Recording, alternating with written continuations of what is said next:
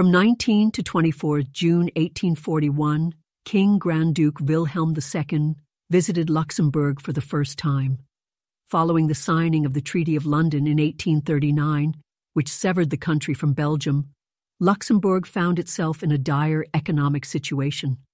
Its 170,000 inhabitants eked out a living, struggling to make ends meet through outdated agricultural practices and a handful of proto-industrial activities. The country's economic leaders are in agreement. Luxembourg needs a larger economic area. However, they are divided over which one. Belgium, with which the country was linked for 9 years during the Belgian Revolution. The German Customs Union, with which Wilhelm II had already been in negotiations. Or perhaps France? In June 1841, all eyes are on Wilhelmshöhe.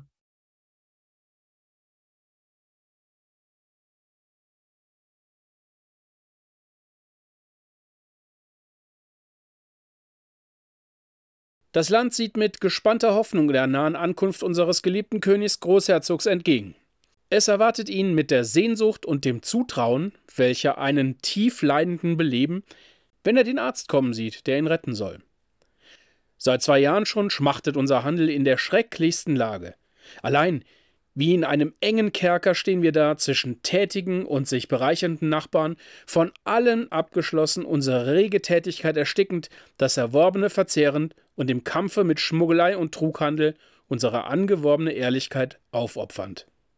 Im Juni 1841 richten sich alle Augen auf Wilhelm II. On 23 June 1841, at 10 o'clock in the morning, Wilhelm II, his wife, and Prince Alexander were welcomed under pouring rain beneath a triumphal arch erected specifically for the occasion at the entrance to the town of Diekirch. A solemn procession accompanied the royal family to the town hall, where the mayor of Diekirch, Wendelin Jurion, presented the monarch with an account of the country's situation. Depuis votre entrée dans le Luxembourg, vous avez déjà recueilli de toutes parts des preuves éclatantes de l'affection des Luxembourgeois.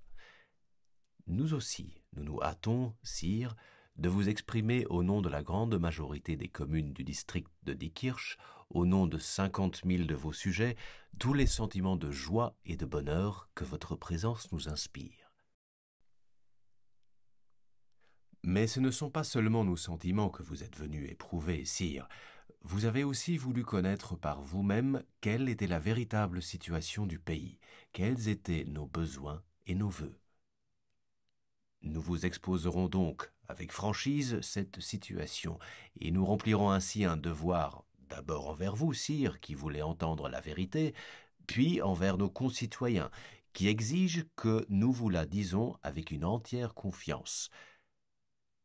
Le pays n'est pas heureux, sire.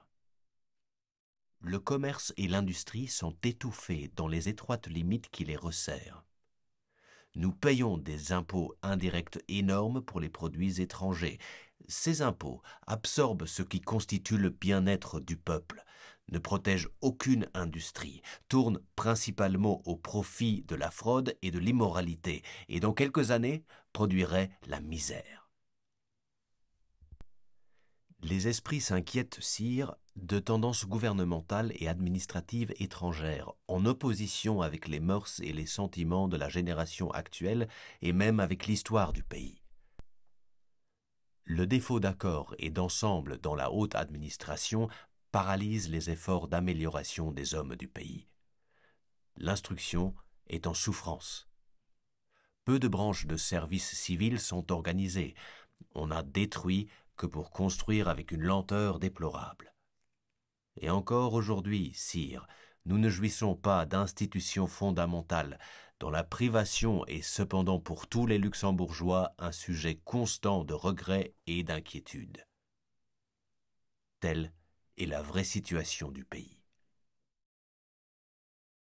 Regarding the monarch's reaction, the chronicler of the royal visit, Mathieu Lambert Schrobilgen, reported succinctly on 26 June 1841 in the semi-official government newspaper Journal de la Ville et du Grand-Duché de Luxembourg.